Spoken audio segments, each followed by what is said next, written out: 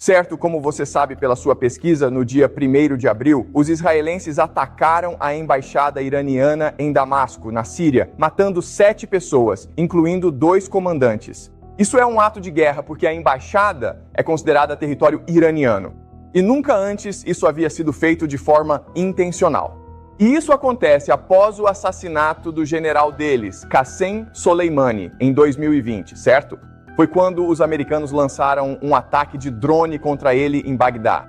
E ele era realmente um dos principais generais iranianos. E o que ambos esses incidentes nos mostram é que os americanos e os israelenses têm domínio sobre o Irã, ou seja, domínio militar. Então, a primeira coisa é que eles têm tecnologia, certo? Tecnicamente, os Estados Unidos e Israel são muito superiores ao Irã. Então, houve um jato que saiu de Israel e foi até Damasco para realizar o ataque. Agora, se você pesquisasse, saberia que a embaixada do Canadá fica bem ao lado da embaixada do Irã. E o ataque foi tão preciso que atingiu apenas a embaixada iraniana e não tocou em mais nada. Isso é um ataque de precisão. É esse o poder da tecnologia que os americanos e os israelenses possuem. Mas outra coisa importante é a questão da inteligência. Então, como os israelenses sabiam que esses comandantes estariam lá naquele momento, certo? Isso é inteligência. E a inteligência vem em 2 formas, certo? Existe a ideia de humana e depois de sinais. Sinais é basicamente eu poder ouvir suas ligações de celular, posso rastrear para onde você vai, sei onde está seu carro, certo? Isso são sinais, inteligência eletrônica. A outra é humana. Então, há espiões na embaixada que avisam os israelenses que essa reunião vai acontecer. Portanto, isso é claramente uma dominância militar que Israel e os americanos possuem sobre o Irã.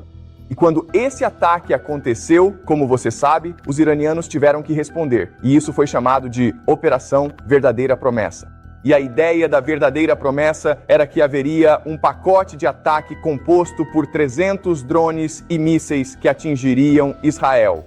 Agora, o que os israelenses dizem é que 99% desses drones e mísseis foram interceptados. Eles não causaram nenhum dano. E os israelenses dizem, isso mostra que nosso sistema Domo de Ferro é incrível. Nós somos incríveis. O Irã não pode nos atingir. O que os iranianos disseram foi, não, nós planejamos o ataque para ser inofensivo. Nós intencionalmente planejamos o ataque para que não causasse tanto dano. Então, quem está certo? Os israelenses ou os iranianos? Quero apresentar um argumento para vocês hoje de que os iranianos são mais críveis, mais confiáveis. E o motivo é que os iranianos precisam ser muito estratégicos em sua resposta aos americanos e aos israelenses. E o motivo é o seguinte: americanos e israelenses têm domínio militar sobre o Irã. Muita gente entendeu errado. O Irã lançou 300 drones e mísseis contra Israel em abril de 2024, avisando com horas de antecedência, tornando o ataque secundário à mensagem enviada. O que você estava assistindo não era um país tentando vencer uma batalha. Era um país mostrando ao mundo exatamente até onde poderia chegar e escolhendo não ir além disso. Mas só porque você tem domínio militar não significa que vai vencer a guerra.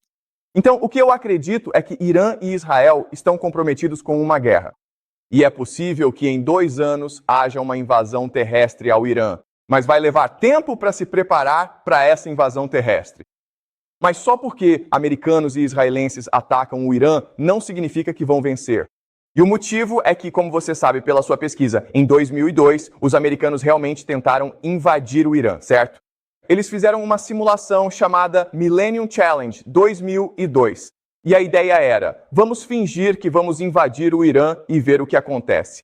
Então eles dividiram o exército em 2 times, certo? Equipe do ZEUA e equipe do Irã. Ora, se você sabe alguma coisa sobre as Forças Armadas Americanas, sabe que elas são as forças armadas mais dominantes e poderosas que já existiram na história da humanidade, certo? Ok? É incrivelmente poderoso. Se o mundo inteiro se unisse e dissesse, vamos lutar contra os Estados Unidos, o mundo perderia. Os Estados Unidos possuem as forças armadas mais poderosas do mundo, e o Irã é um país muito pobre. Então, os Estados Unidos invadiram o Irã e queriam ver o que aconteceria. E aconteceu que quem ganhou?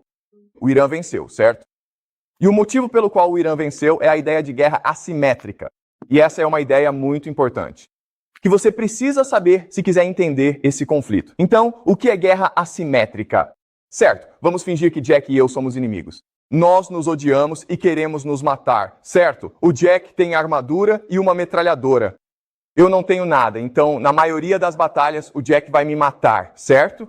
Mas vamos supor que eu moro em uma floresta escura e é muito difícil enxergar nessa floresta, mas eu já moro lá há décadas, certo? Então eu conheço essa floresta escura muito, muito bem.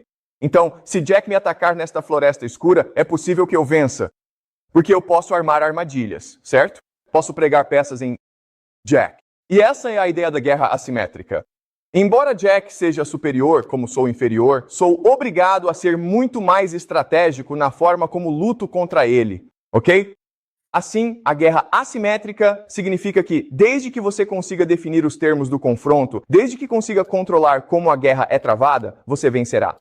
Vamos analisar o que isso significa para o Irã e os Estados Unidos. Os Estados Unidos possuem esses porta-aviões e eles custam cerca de $1 bilhão. Certo, elas são muito caras, mas agora são muito poderosas em uma guerra simétrica. O que acontece é que o Irã envia toda a sua marinha contra esse único porta-aviões dos Estados Unidos. E então, o que acontece? Os Estados Unidos destroem toda a marinha iraniana. Certo? É isso que aconteceria. Então, você não faz isso. Você não envia sua marinha contra um porta-aviões americano. O que você faz, em vez disso, é enviar drones, certo? Ou enxames de drones.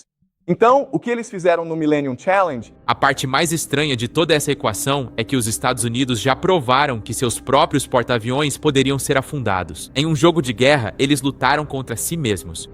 Em 2002, um general da Marinha aposentado chamado Paul Van Riper comandou uma força de barcos pequenos e rápidos e destruiu a maior parte da frota americana simulada em questão de horas. O Pentágono descartou os resultados e reescreveu as regras para que a simulação pudesse terminar de forma diferente. O que Jiang está construindo é a questão do que acontece quando um adversário real joga o jogo de Van Riper e não há mais ninguém para mudar as regras. Foi usar esses barcos suicidas, certo? Avançando contra esses porta-aviões. E adivinhem, pessoal, se houver muitos deles, tipo 1000, você não consegue parar todos. E se um acertar, então o seu navio afunda. Certo? Isso faz sentido? Certo. Isso é o que chamamos de guerra assimétrica. Agora, o que é importante entender é que, na guerra assimétrica, você precisa controlar quantos recursos você usa, certo? Então, por exemplo, esse porta-aviões custa $1 bilhão, os enxames de drones. Certo, um drone talvez custe $1.000 por um de verdade, ok? Mas aí você tem os falsos que custam $100. $1.000 são esses drones que explodem, certo? $100 são drones que não explodem, certo? Você tem 1000 desses, e aí isso dá uns $10 milhões. E então você tem 10.000 desses, e isso é mais $10 milhões. Certo? Então pode te custar talvez $20 milhões para explodir um avião. Um porta-aviões de $1 bilhão, certo? Isso faz sentido? E é por isso que o Irã venceria uma guerra, porque o Irã empregaria, como guerra assimétrica, enxames de drones contra o porta-aviões americano. E a verdadeira promessa, na verdade, nos mostrou que os iranianos provavelmente usariam essa estratégia. E por que isso? O pacote total, o pacote de ataque que os iranianos usam, custa cerca de 10 a 30 milhões de dólares. Mas quanto dinheiro eles realmente gastaram para derrubar esses drones? Vocês sabem quanto custou para os israelenses se defenderem desse ataque? Certo, foi pelo menos $1 bilhão. Ei, você entende? Certo, então é isso. Isso nos mostra que, em uma guerra, o Irã usaria guerra assimétrica.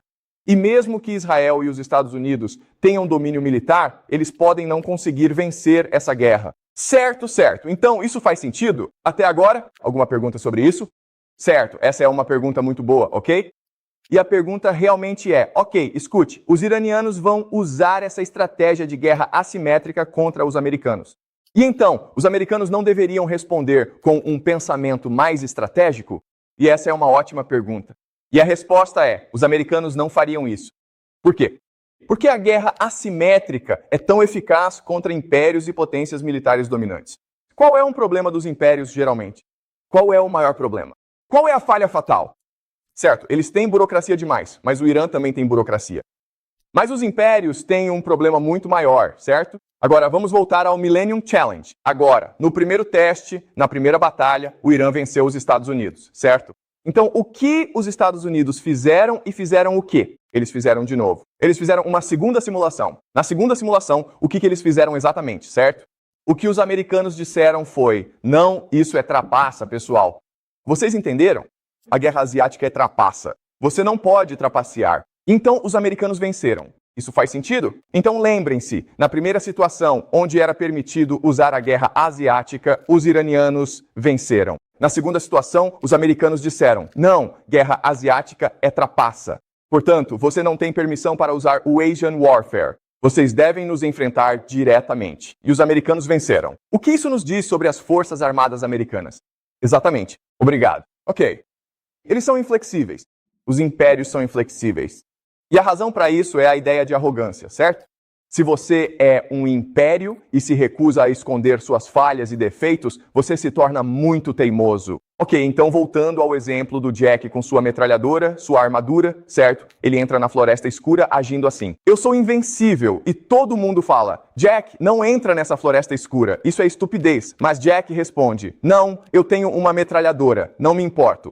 Então essa é a situação. É por isso que a guerra ASMR é tão eficaz, porque ela permite flexibilidade e criatividade. E o império, o dominante, o poder se recusa a ser flexível e criativo. Certo, isso faz sentido?